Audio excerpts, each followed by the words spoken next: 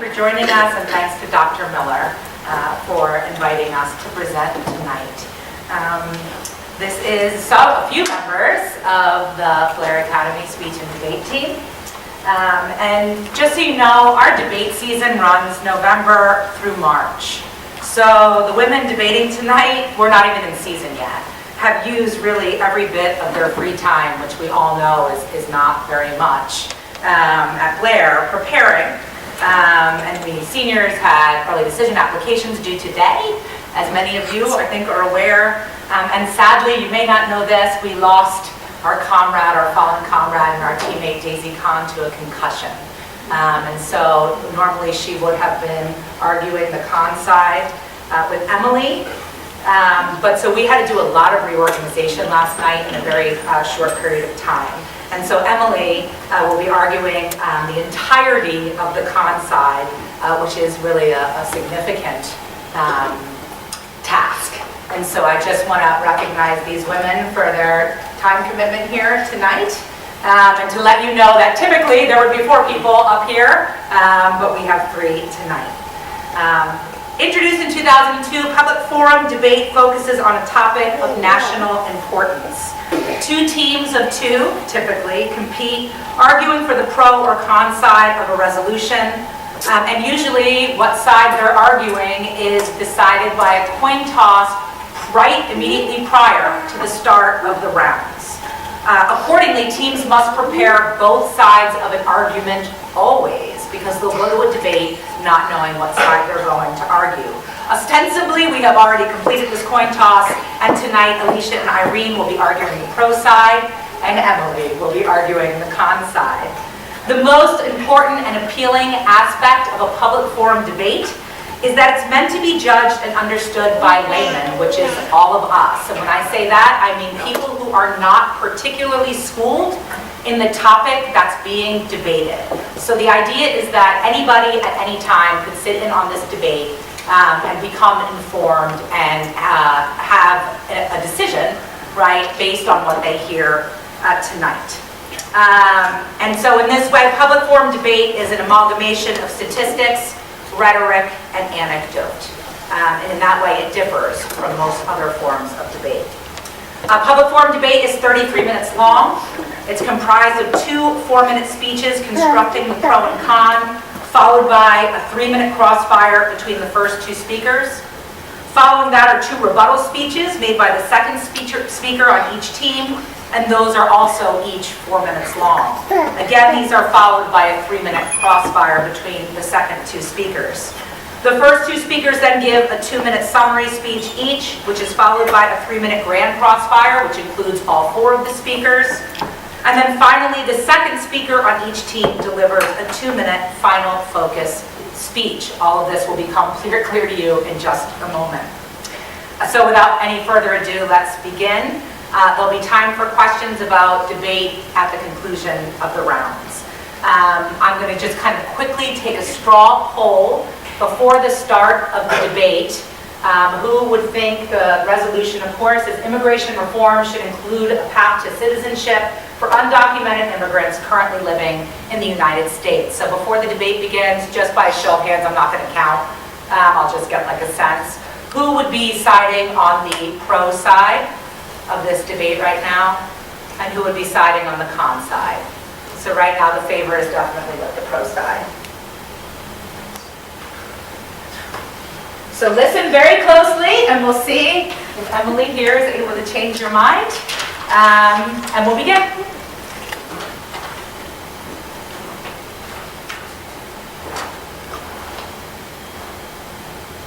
Partner ready? Opponent ready? Judge ready? Yes. Before I begin my speech, I would like to say a huge thank you to everyone for sparing your precious time to come out here tonight. My partner and I affirmed a resolution that immigration reform should include a path to citizenship for undocumented citizens. Let's start by clarifying some of the wordings of our resolution. Reform refers to the changes that would improve conditions and the lives of people in the United States by amending an institution or practice. Citizenship is the status of being a citizen in addition to possessing his or her rights and responsibilities. undocumented immigrants are foreign born individuals residing in the U.S. without legal immigration status. A path to citizenship refers to allowing documented immigrants to become citizens via a process that may include additional requirements to the naturalization process for undocumented immigrants. The status quo is unsustainable. Without reform, our current immigration laws threaten to sever families and force our government to expend precious resources to deport millions. Without reform, these 11 individuals continue to live in a state of uncertainty and fear. The vast majority of them want to get right by the law, but there is currently no achievable pathway for them to do so. That is why we must modernize and fix our immigration system to ensure that the door to America remains as open to future generations as it was for our ancestors. Point 1. The alternative is simply unrealistic. There are an estimated 11 million documented immigrants currently residing in the U.S., most of the individuals have been here for years, and it is simply unrealistic and inhumane to deport these people from their families and homes. Subpoint A. We must consider the underlying economic cost of having to evict millions from their homes. It has been estimated by the American Action Forum that the direct cost of dramatically expanding immigration enforcement agencies and courts to deport undocumented immigrants would cost the government approximately $600 billion in total. Point 2. Immigration is good for the economy. As proven by research from the Center for American Progress, legal status and roadmap to citizenship for the unauthorized would bring about significant economic gains in terms of growth, earnings, tax avenues, and jobs, all of which would not occur in absence of immigration reform or with reform that creates a permanent sub-citizen class of residents. Subpoint A. According to these studies, the U.S. GDP would grow by $1.5 trillion over a 10-year span. Within 5 years of reform, current unauthorized immigrants will be earning 25% more than they currently do, and an additional $659 billion within the following 4 years. This means that they will also be contributing significantly more in federal, state, and local taxes. Point 3. Forgiving a crime is the best way to restore law and order. Although the solution might sound counterintuitive at first, a path to citizenship would offer millions a fighting chance at self-sufficiency and social mobility. So point A. It is important to note that, disregarding the penalties and crimes, these immigrants are generally otherwise law-abiding individuals. While 5% of all inmates contained in state and federal prisons are undocumented citizens, these individuals are largely there for their initial immigration violations. In conclusion, because the United States is unable to do anything else that is more advantageous for everyone or economically rational in dealing with the undocumented immigrant condition, my partner and I affirmed a resolution for the reform of a necessary pathway to citizenship. Thank you.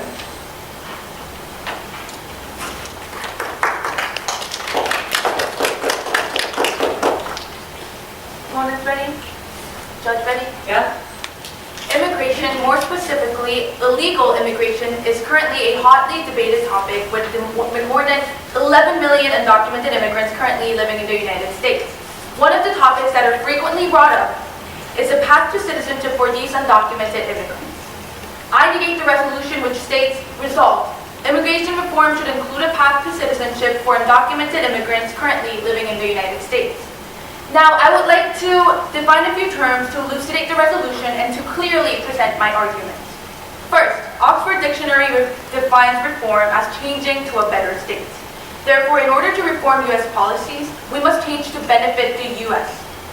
Next, an undocumented immigrant refers to a foreign-born person who does not have a legal right to reside in the United States. A citizenship entails qualities that a person is expected to have as a responsible member of a community.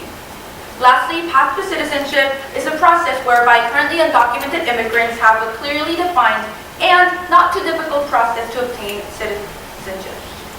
Contention 1. Law means law, and there are mandatory requirements for citizens and prospective citizens. Subpoint A. There is already a legal process that others take. The Immigration and Naturalization Act currently provides for an annual worldwide limit of 675,000 permanent immigrants with certain exceptions. There are processes that other illegal immigrants go through, and that is the law that others must abide by. If someone does not obey these laws, he or she should not be considered an immigrant, but a lawbreaker who is simply trespassing on our nation, consuming our wealth, and utilizing benefits that are meant for legal immigrants and citizens. Subpoint B. Path to citizenship is giving amnesty to these undocumented immigrants. A citizen must be a responsible individual who is capable of abiding by the law, and these illegal immigrants failed their first assessment by entering the country without government consent. It will encourage more foreigners to enter the U.S. illegally in hoping for citizenship. To this argument, my opponents could say that having more undocumented immigrants are in fact beneficial to the United States. However, our goal today is not to discuss the deportation of these immigrants, but to decide whether letting them become citizens should be allowed. Contention 2. Unemployment is already high among citizens and legal residents now, so by adding millions of new people to the competition, the situation will only get worse. My opponents may argue all day that illegal immigrants do not actually take away jobs. In addition to this wholly fabricated fact, we argue that once these undocumented immigrants become citizens, jobs will in fact be taken away since illegal immigrants now compete in the same pool. According to the US GDP annual growth rate graph, our economic growth rate has decreased nearly 2%, placing our current growth rate at the second lowest point in the past 10 years. Furthermore, the U.S. currently spends $750 billion annually for unemployed American citizens, and therefore, the addition of another 11 million citizens would only exacerbate the economic situation of our country. Contention 3. Path to citizenship is not practical and therefore will not function in today's society. The Immigration Reform and Control Act of 1986 helped less than half of undocumented immigrants to become legalized, and it failed to slow illegal immigration to create a framework to deal with it going forward. Homeland Security Secretary Janet Napolitano wrote in 2007 that the legislation has not been enforced for the past 20 years. President Clinton during his years also attempted to pass several immigration reforms, but the backlash against reforms blocked Clinton's efforts to offer amnesty. More recently, Obama himself stated in 2010 that there may not be an appetite for immigration reform that year. Just by looking at how all attempts to reform immigration by offering paths to citizenship have failed, it can be asserted without exception that immigration reform is not a practical solution. Therefore, I negate the resolution. Any questions?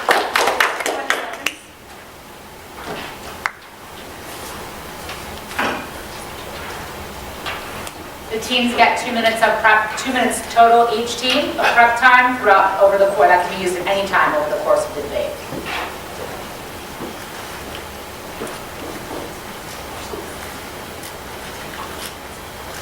That's 20 seconds.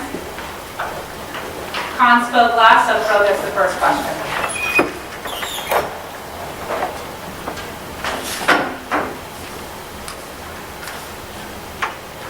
I have a question for you. Since you mentioned that deportation is out of the picture, what do you expect will happen to the 11 million immigrants who have lived in the country for decades? Well, it's not really relevant to answer that right It's now. relevant because it justifies why the resolution is. How does it justify? Because there are other options that we could take to reform the system. Like what?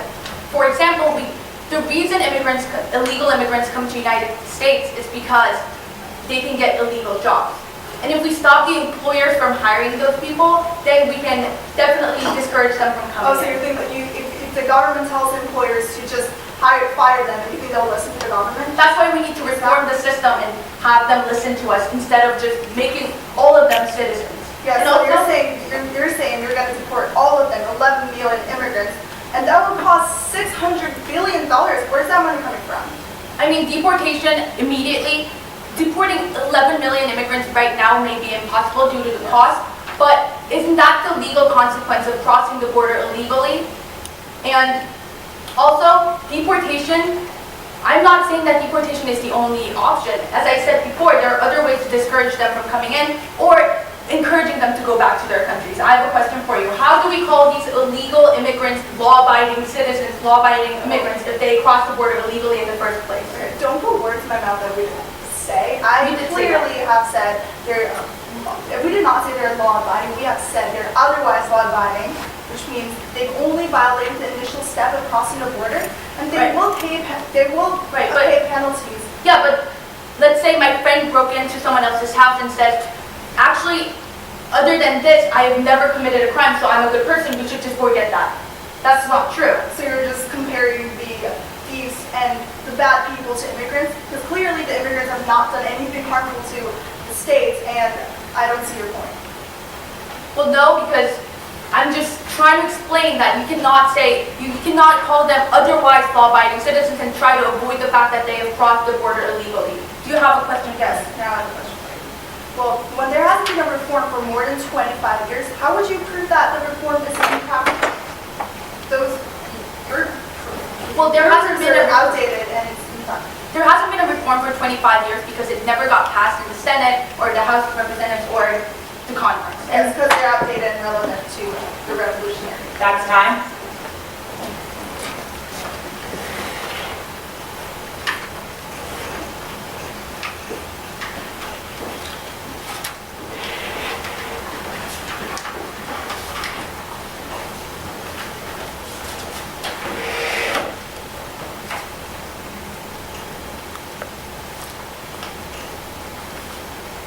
Partner ready?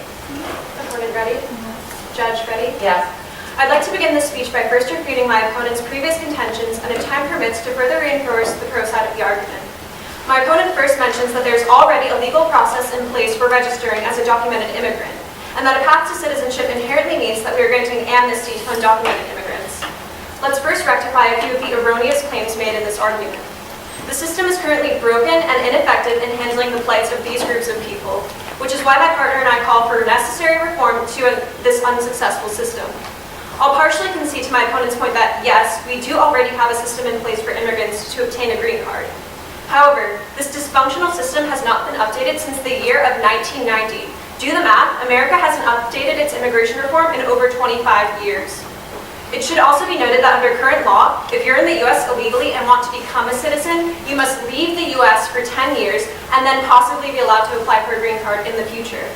This is hardly an unappetizing enough system for immigrants with families and jobs that have been established in the U.S. for possibly decades to want to abide by. Before moving on to the deconstruction of my opponent's next failed contention, I'd like to quickly address the conside's flippant application of the word amnesty. Although these undocumented immigrants will ultimately, in the sense of them being granted citizenship, be pardoned for their initial wrongdoings, these individuals are in no way avoiding punishment by federal law. Through the payment of penalties, passing of security checks to ensure the safety of our nation, and relocation to the back of the line behind every other immigrant who has been waiting for his or her citizenship for the past 15 years, these families and individuals are definitely not escaping their retribution to our country. For the second contention of my opponent regarding undocumented immigrants exacerbating unemployment rates, I'd first like to dispel a few inaccurate but common assumptions often made by the supporters of this argument. First of all, low-skilled undocumented workers do not compete with skilled native workers. Instead, they complement them. From the years of 1990 to 2007, undocumented workers increased legal workers' pay in complementary jobs by up to 10%.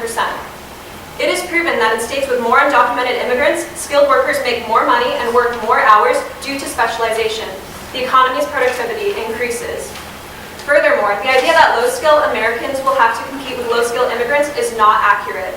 Although employment of low-skilled U.S. workers fell by 1.4 million between the years of 1996 and 2002, while employment in such occupations grew by almost 1 million amongst the foreign-born, this should not be taken as hard evidence that the foreign-born displaced U.S. workers. Rather, it reflects on the fact that immigrants have recently made up the majority of the growth in the low-skilled workforce. On a separate but related topic, because the flow of legal immigration across our borders is an obvious threat to our national security, a path to citizenship must also be accompanied by the further securing of our border.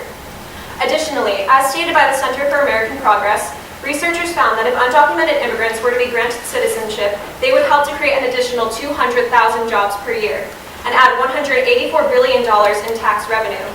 Ultimately, with the combination of stricter border security and new jobs created by immigrants every single year, the hypothetical future in which immigrants steal the jobs of Americans will be easily prevented. Because there's simply not enough time allotted in the speech for my partner and I to address every fallacy in my opponent's argument, I'll leave the audience on this note. If you believe in the promise of America, then I urge you to consider the benefits of adopting a path to citizenship in reform that applies to today, not over 2 decades ago. Thank you.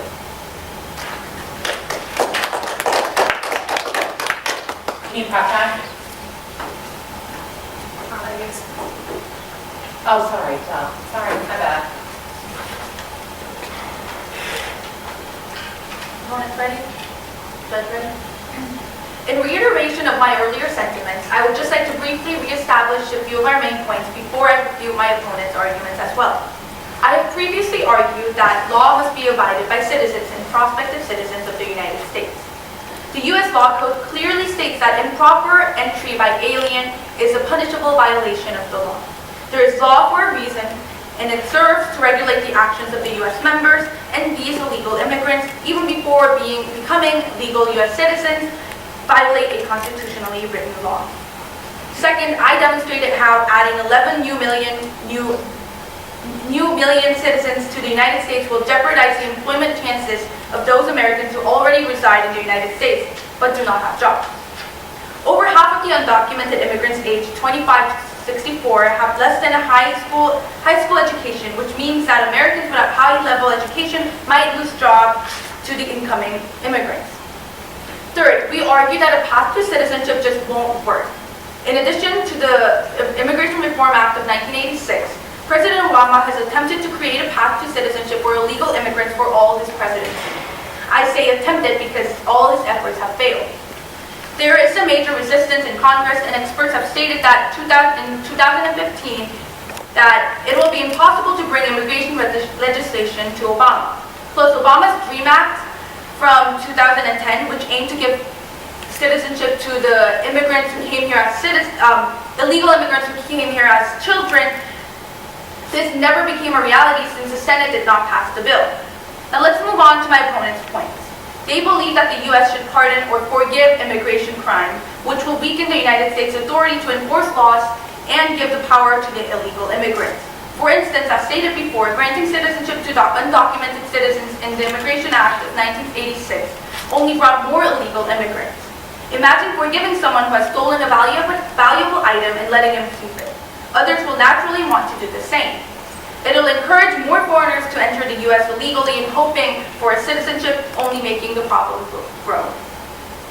Moreover, illegal immigrants have avoided billions of dollars of taxes. The Colorado Alliance for Immigration Reform states, illegal immigrants have cost billions of taxpayer-funded dollars for medical services. Dozens of hospitals in Texas, New Mexico, Arizona, and California have been forced to close because of federally mandated programs requiring free emergency room service to illegal immigrants. Thus, immigration is a net drain on the economy. Illegal immigration is.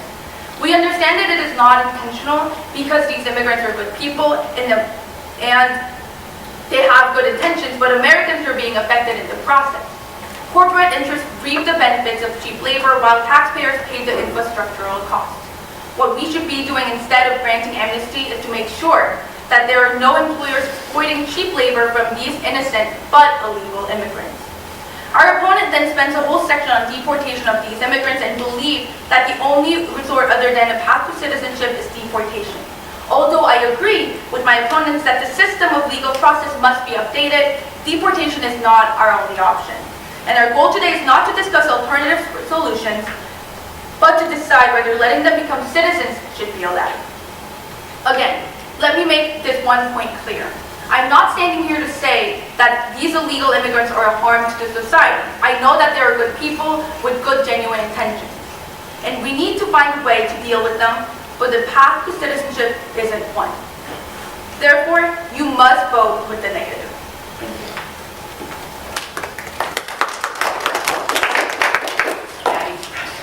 Yes, 20 seconds, please.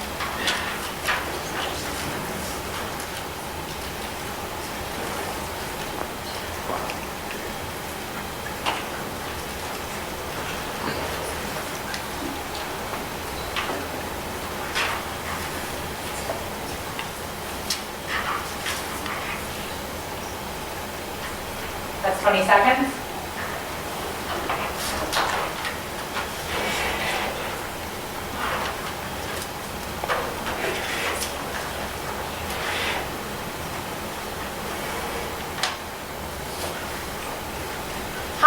sorry, Con spoke last, so Pro gets the first question. No, it's fine. She can do it. All right, thank you. How would granting a citizenship stop illegal immigrants from coming in? Don't you think that it's going to encourage them? I'm going to stop you right there. First of all, preventing illegal immigrants from entering the U.S. is not the primary goal of immigration reform. Also, you don't care if The there are more primary goal of immigration reform is to deal with the 11.6 million immigrants that we have in the country now, because there's no other alternatives So that make sense as citizenship. You say they're going to go through security checks and pay for it fines. How is it going to happen? And isn't that more bearable than getting deported or facing the legal First of all, consequences? deportation is simply unrealistic. I mean, it would cost $600 billion to deport these citizens, whereas if we make them citizens, they would be paying higher taxes. You think that if we don't pass this resolution, we're going to deport them Let me all answer at your once, question but that's as well. not going to Can I answer your question? Sure. Second, these immigrants are in fact paying retribution to our country through the penalties that they're paying when they pass the check to become citizens. How are you going to do that? Are you going to give them a penalty to pay? Yes, and they're able to pay the $10,000. So they've been here for decades, and how are you going to make sure that they're paying for all the taxes that they've missed? That's for not the decades? issue at matter. They are paying the It penalties. is because they're it's paying not their there taxes. for the illegal immigrants who have been paying all their taxes Let me and finish my went through this legal They're paying process. taxes to their full potential now, so I feel like that's a strong enough retribution to our country. So you're going to Any other come all the questions? years. All right, I'll move on to my next question. Illegal immigrant-headed households whose use of welfare is high, 62%, higher than the 30% for households headed by Americans. First of all, I have no idea where you're getting those statistics from, because immigrants aren't even eligible for these types of benefits. Very few of them actually are. They're not eligible for welfare, for But Medicare, or for food stamps. But there are programs that they can still apply to. For example, as I stated in my speech, they can have free emergency rooms in certain states, and that's because, and they're not paying for those services. And second of all, along the same argument, if you're so concerned about immigrants paying taxes, then why do you reject citizenship when this would allow for immigrants to pay for their taxes to the full potential? Because of the taxes that they've missed, and that's just not fair and discriminatory towards the people who have actually went through the legal process and paid all their taxes. But then it would be that they're supposed to. nonsensical to choose deportation because you're losing all the money that you could achieve through having No, to it's pay a way to taxes. enforce law and order. I don't But get it's how gonna- making them It's going to be a citizens huge is debt in our economy. Our economic state right now would drop 2% through deportation. But then it's alone. going to encourage more illegal immigrants to come in. As I've stated in the... How can you support your argument that the U.S. lacks enough jobs for immigrants when at a measly 5% unemployment, the U.S. is considered fully employed and full of opportunities for these immigrants? I mean, I don't think it matters that America is fully employed compared to other countries, because there still are 60 million Americans without jobs, and they want jobs We as think well. that's the immigrants' fault then. The It's immigrants not. are already here, that have been here for decades. No, it's fun. Right now we have 60 million, but if the illegal immigrants become citizens, that means that it's going to be 27 million looking for a job that we Where are currently you do not getting these have. numbers from? It's 11 I just added the illegal immigrants who are going to become legal But citizens. they already have jobs now. It's not like those jobs. You know are what the gonna jobs they disappear. have are? They get paid less than the minimum Yes, it's wage. below minimum wage, and that's an immorality. So when Yeah. they become full citizens, then they will be paid. They They'll will be be paid under placed the to table. jobs. They will be paid to their full extent, and that it will be justified. How And is it then going to they work? pay back those Employers are penalties. suddenly... That's time. Because they have no other choice.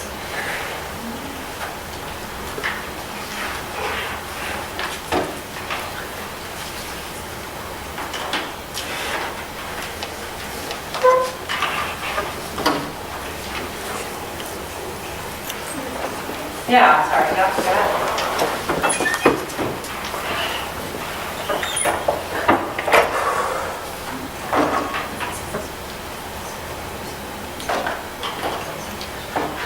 That's 10 seconds.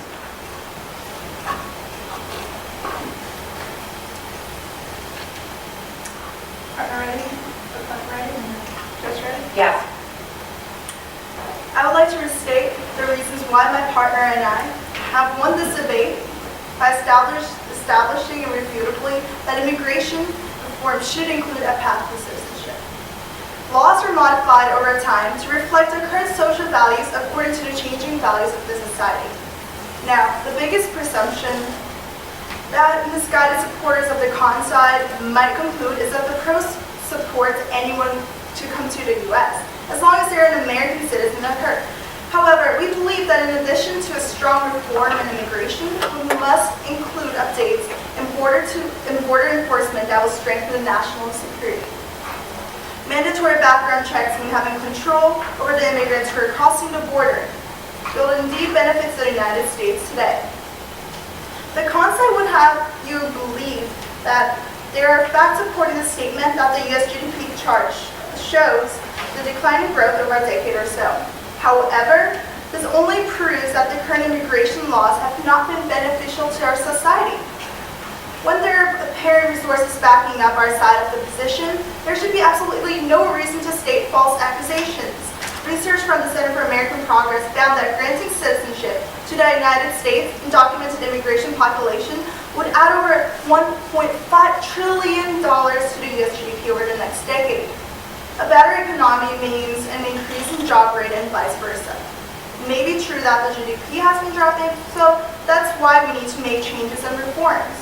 According to the White House, the immigrants living in the U.S. without authorizations contribute much less to the economy when they could be contributing a huge benefit to America if they became citizens, as they would be paying their full potential in taxes. Providing citizenship would increase the total income for all Americans by $971 billion and generate $184 billion in addition to the federal tax revenue. With the rising issues over the immigration, this is a perfect opportunity to fix the immigration reform that the U.S. has failed to reinforce over the years, but is now finally aware enough to acknowledge these problems for a brighter future. For these reasons, I urge you to vote for the pro ballot. Thank you.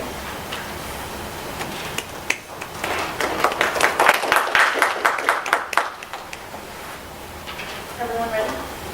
Yep. Even if you personally don't agree with the facts that I presented in this debate, let me remind you that my only job is to show that my opponents have failed to prove that the resolution will work, and in that case, you must vote the negative. First, my opponents argue that granting citizenship to these 11 new immigrants will not affect Americans, which is not true. 5% unemployed Americans means 16 million Americans without jobs.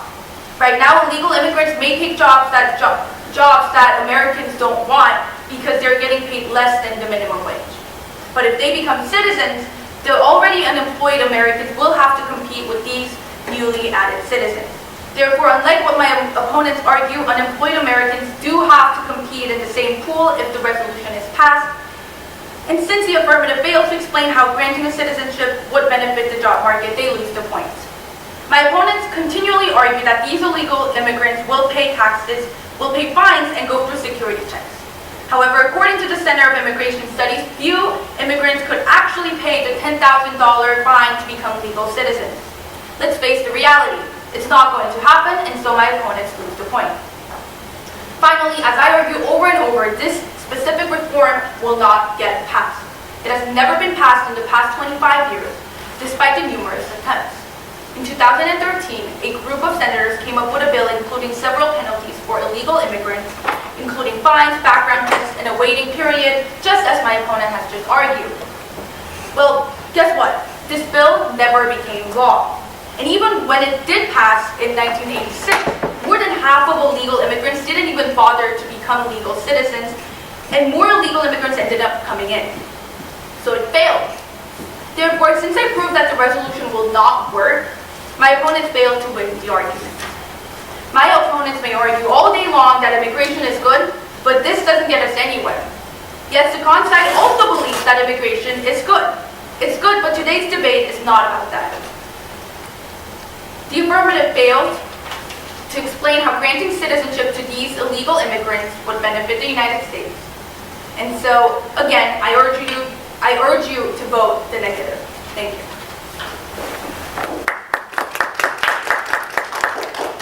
You've got time? 20 seconds. Yeah.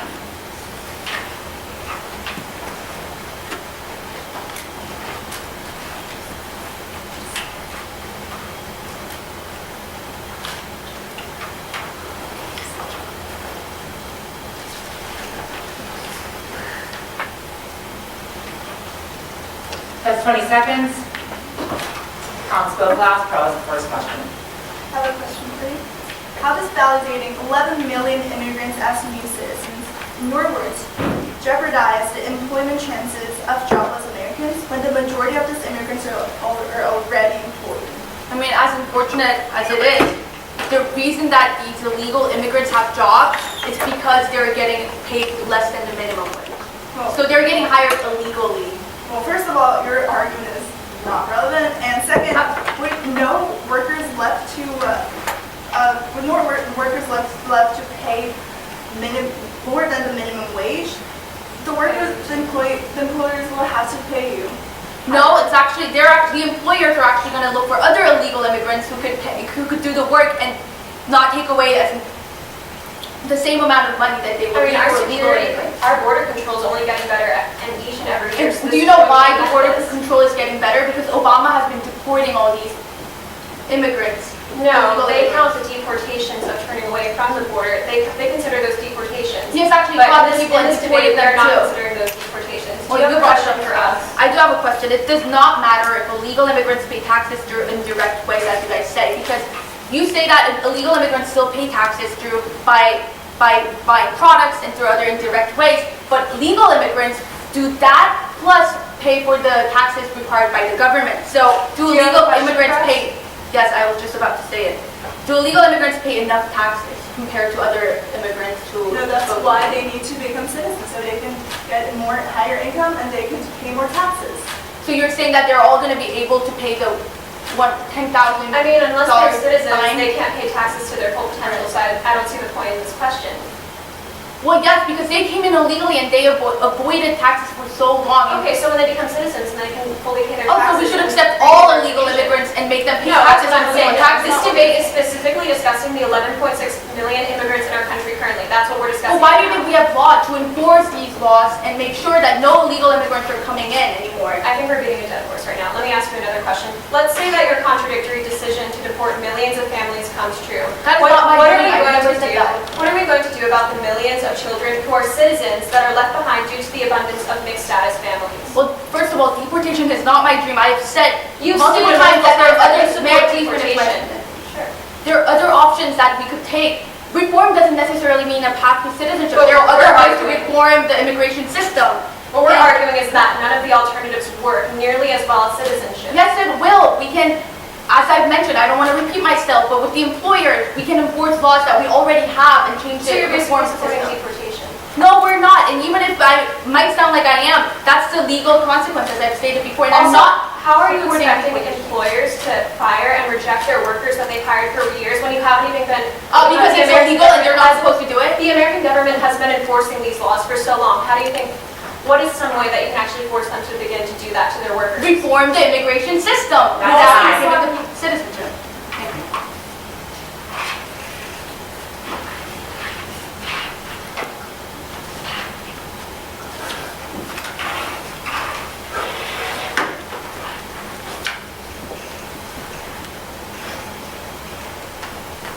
Partner ready? Opponent ready? Judge ready? Yes. Alexander Hamilton, an immigrant. The man who wrote the overwhelming majority of the Federalist Papers, leading to the eventual ratification of the U.S. Constitution, the supreme law of our country which begins with the immortal words, "We the people." An affirmation that the government of America was created to serve its citizens. This great man was an immigrant. America, as we know this extraordinary land of freedom today, was founded, written, and built by immigrants. Of course, this land was also built on other less noble things that we prefer to forget. Racism, slavery, sexism, the victims of these foundational prejudices, people of color, women, and many others, also face discrimination and hate when fighting for their natural rights as people, as citizens. Of course, as a nation, we eventually realized the immorality, and because my opponent is so keen on the lawfulness of immigration reform, the injustice of such hate is wrong. And now, as a nation of diversity and of promise, we're beginning to realize that harboring millions of second-class individuals, of people with families and aspirations and futures, is just as wrong. I'd like to end this speech on reminding my opponent and my audience that a path to citizenship does not imply a free pass to citizenship. We will require these immigrants to register for the government to ensure that they are paying taxes, learning English, undergoing background checks, and paying restitution for entering our nation, of course. Then, after living under America's laws and America's rules, now accepted as their laws, their rules, the singular version of immigration reform will require they wait for citizenship behind the patient, legal immigrants that have already been in line for years. Finally, these individuals would become citizens, rather than remain in the shadows and outside the arm of law, dignity, and protection. My partner and I have irrefutably won this debate, while the con side repeatedly says that immigration reform just won't work, which, let's be honest, they might as well just say, wrong. The pro side of the argument has proven through hard evidence that any other alternative is self-destructive to the interests of the United States. Any alternative to granting citizenship is simply unviable. For these reasons, you must vote for the pro side of this resolution. Thank you.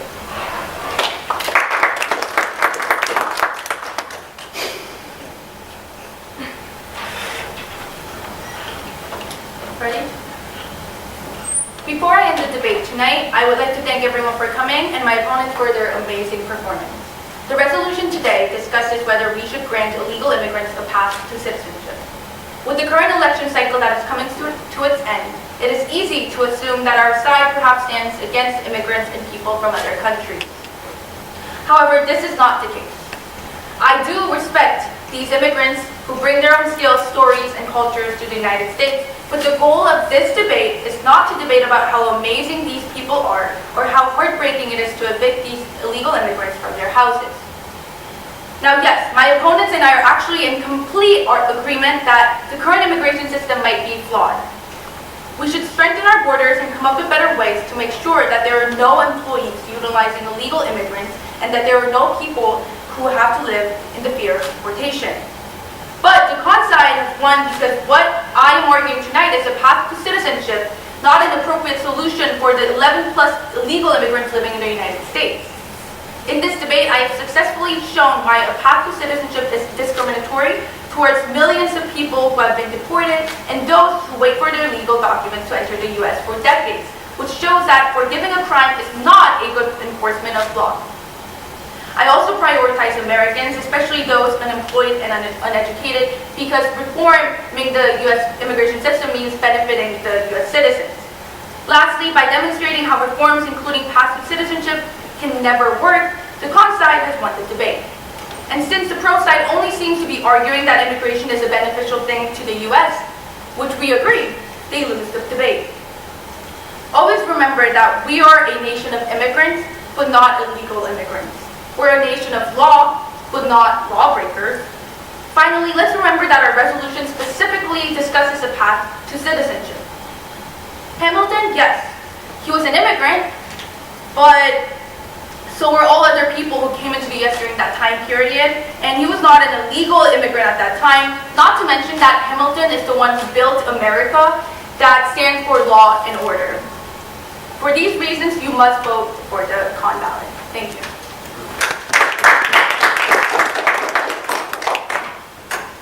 And that's the end of the public forum debate. Can we please give these ladies an enormous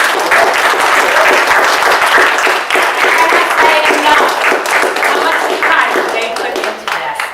And I hope that you will go out and tell everyone who is not here what a fabulous job they did. Let me shake your hands. Okay, we'll take another straw poll. And remember that what is at consideration today is what you've heard here. So try to remove your personal feelings about the situation from influencing your vote. I'm going to raise this check mark. How many of you believe that the pro side won the debate? How many of you believe that the con side proved that the pro side did not win the debate? Okay, I think I saw one switcheroo. Anyone want to admit that they switched over the course of the debate? No? I was looking at you, Tim, but I could be wrong. No, I voted same way. Okay. All right, well, thank you so much for coming. Is anyone